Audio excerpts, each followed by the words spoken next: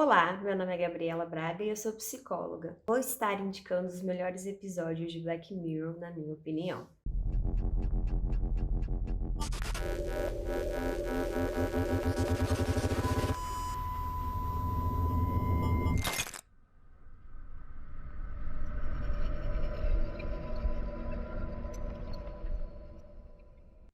Bom, a gente já sabe que Black Mirror é uma série que mostra a nossa relação com a tecnologia, como ela nos influencia nos nossos aspectos psicológicos e sociais, podendo influenciar no funcionamento desses aspectos. Indo para a primeira temporada, que é de 2011, o único episódio assim que mais me chamou a atenção, que é o que ficou na memória, e que, coincidentemente, é um episódio que fala sobre memória, chama Toda a Sua História. Nesse episódio, estamos numa realidade em que todo mundo usa um implante, né, atrás da orelha, que se chama ogrão, e condensa toda a sua memória. Você tem acesso a ela, né? Você assiste às suas lembranças, né? Você pode assistir através do seu olho ou jogar para alguma tela e compartilhar com quem você quiser, né? Isso parece aparentemente muito legal, né? Só que não é o que acontece, porque esse episódio ele aborda qual é a importância do esquecimento, porque para algumas pessoas pode despertar uma curiosidade muito obsessiva, né? Como acontece no personagem principal. Ele sai de uma entrevista de emprego, vai para o jantar com os amigos da sua esposa e lá ele observa uma situação que deixa ele paranoico. Ele fica rebobinando a sua memória constantemente atrás de algumas observações que ele ficou com o pé atrás. Então esse episódio mostra como esse recurso, né, para algumas pessoas pode reforçar paranoias e obsessão. E no caso desse personagem principal, como que ele foi até o fim com isso, né? Como que ele foi tão, às vezes, masoquista, né, e perverso com essa tecnologia. Indo para a segunda temporada, um episódio que me marcou muito é o Volta Já, que fala sobre um jovem casal. Eles estão morando juntos, estão casados ali, e o rapaz ele acaba falecendo. Isso é no começo do episódio, né? E como ela recebe um recurso, uma tecnologia que é para ajudar ela com o luto, né? Para aliviar esse luto. Então, nesse episódio, fala muito sobre as perdas do luto, que nos faz pensar a necessidade de alívio que essa tecnologia traz, né? Mas que acaba nos fazendo pensar que, apesar desses recursos que podem até ser melhor que a própria pessoa, né, podendo ter comportamentos melhores, como mostra no episódio, ainda assim somos insubstituíveis, porque é nas nossas fragilidades, é nos nossos defeitos e nas nossas faltas e falhas que nos tornam humanos e únicos, e assim insubstituíveis, né? Então esse episódio ele aborda essa questão do luto e tem um final, né, muito bonito, né? Que faz um abraço ali para personagem, para gente que está assistindo e a relação dela depois com esse recurso tecnológico que ela recebeu. Ainda na segunda temporada, né, tem o White Bear, né, urso branco, que é uma mulher que ela está sendo perseguida, né, por todas as pessoas, né? Ela acorda, na verdade, sem a sua memória e ela está sendo perseguida por todos ali, né? Ela fica sem entender, quem tá assistindo também fica sem entender por que essa mulher tá sendo perseguida. E aí, devido à construção desse episódio, a gente vai entender no final o porquê que ela tá sendo perseguida, né? A gente descobre junto com ela o porquê dessa perseguição das pessoas. Então, nesse episódio, mostra essa justiça com as próprias mãos da sociedade, né, parecendo um caça às bruxas, né? Essa referência, essa incitação, né, da violência da sociedade, às vezes, fazer justiça com as próprias mãos, né? Esse linchamento que às vezes acontece no virtual e que muitas vezes também pode acontecer, se transferir para a vida real, né? Então também é um episódio muito marcante. Outro episódio muito marcante é o Momento Valdo, né, que se trata de um personagem, né, um ursinho digital, que parece que é um comediante que escreve e redige esse personagem. E ele fica muito famoso. Então, esse cara que fica por trás, ele não aparece, ninguém sabe quem que é ele, né? E só que esse episódio começa a falar, né, dos posicionamentos desse personagem, né, fala sobre política. Mas como é um recurso voltado mais para tecnologia, mostra que quem está por trás não tem tanto valor e como que é facilmente substituído por qualquer pessoa, né? Então traz esse olhar. Bom, agora na terceira temporada tem um dos mais queridinhos, que também é um dos meus queridinhos, na verdade ele tá no meu top 3 de Black Mirror, que é Queda Livre, né? Essa temporada ela é antiga, né? E já previa o que está acontecendo claramente hoje, né?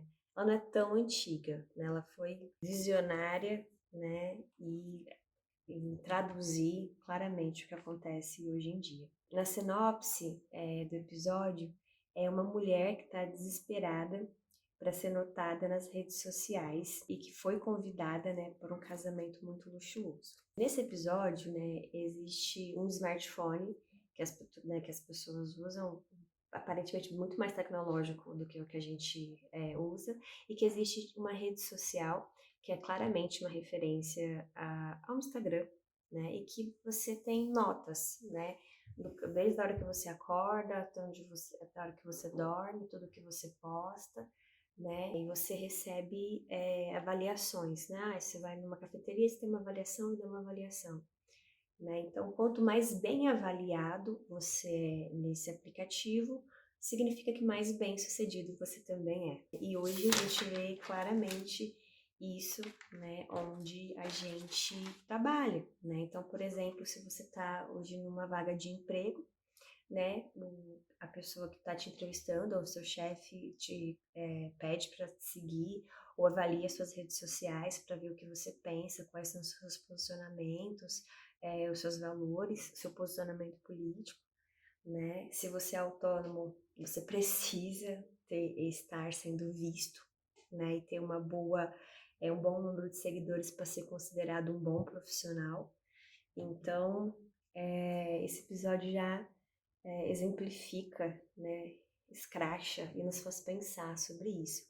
Porque um aspecto que esse episódio traz muito é a respeito do perfeccionismo, né? Os padrões do que é bonito, do que é certo e do que é o melhor para se seguir. E, consequentemente, né, esse perfeccionismo traz essa prisão.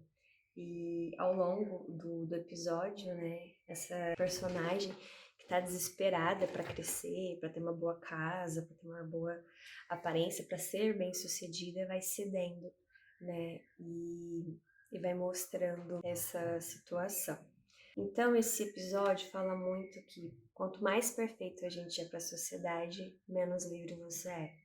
E o final dele mostra ela se reencontrando com a sua liberdade e espontaneidade. Bom, agora indo para um dos episódios mais marcantes e polêmicos da série, é o episódio Manda Quem Pode, né? O resumo desse episódio pode ser dito com a sensação de um soco no estômago, né? Essa sensação que você fica quando o episódio acaba.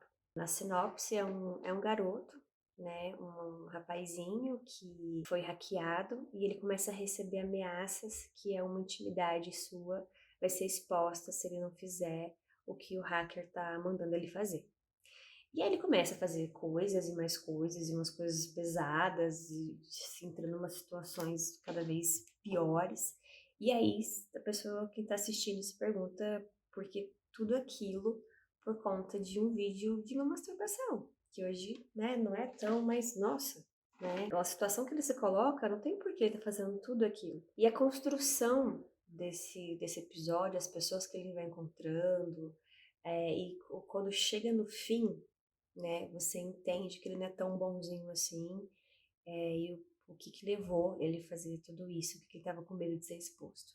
Então é um episódio, eu acho que pesado, mas também necessário para ser assistido. Um outro episódio que é um contraponto desse e que é um episódio talvez mais famoso de Black Mirror e o mais otimista é São Junipero, né, que mostra ali uma moça tímida na década de 80, numa balada, né, que aí ela encontra uma outra moça que é o contrário dela, super despojada, extrovertida, aproveitando, né, aquela realidade, porque se trata de uma realidade virtual, né, parecida com Matrix, e ao longo do episódio você vai entendendo por que elas estão ali, né, quem são aquelas pessoas que estão ali, né, então é descrito sim, né, como o céu na terra, um céu virtual, né, é um episódio muito lindo, existem análises muito boas aqui no YouTube.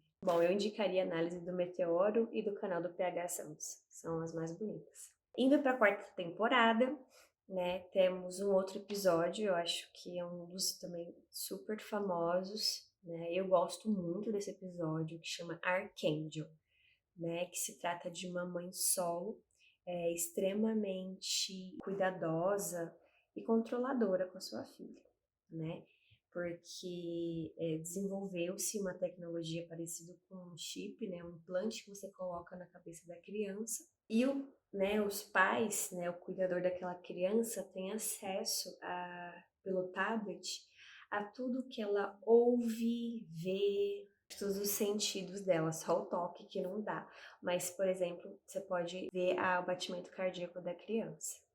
Então, como você vê a criança através da tela, né? Você tem acesso à mente dessa criança, de certa forma. Mas não é só de forma passiva, né? Não é só assistir, você também pode ser ativo. Então, por exemplo, você pode bloquear alguma coisa que essa criança, que você não quer que ela veja, né? Alguma pessoa, alguma situação, você bloqueia aquilo, né?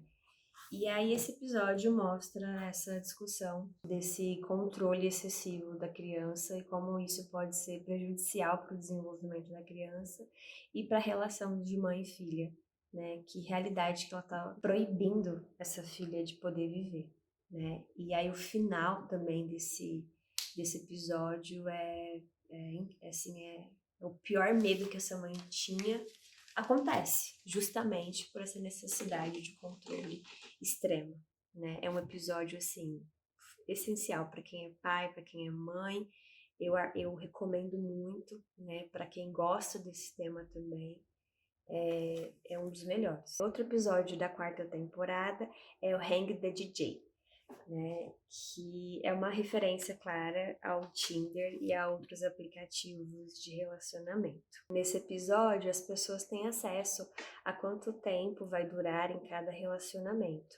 Então fala muito sobre os relacionamentos líquidos, devido a tantas opções, né, parecendo um cardápio de pessoas, de como as relações, através desse uso intenso de aplicativo, né, de como as pessoas estão se relacionando, pode ser uma relação muito descartável. Além de uma necessidade de controle sobre o futuro, sem muitas vezes ter a coragem de lidar com as incertezas, né?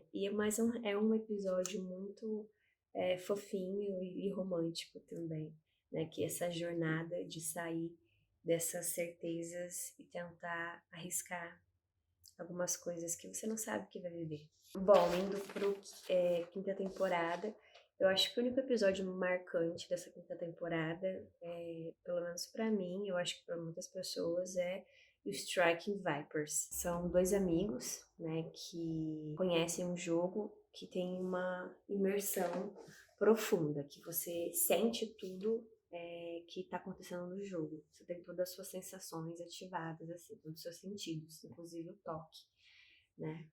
E aí, nesse jogo, né, que esses dois amigos estão jogando, eles começam a ter uma relação ali naquele jogo.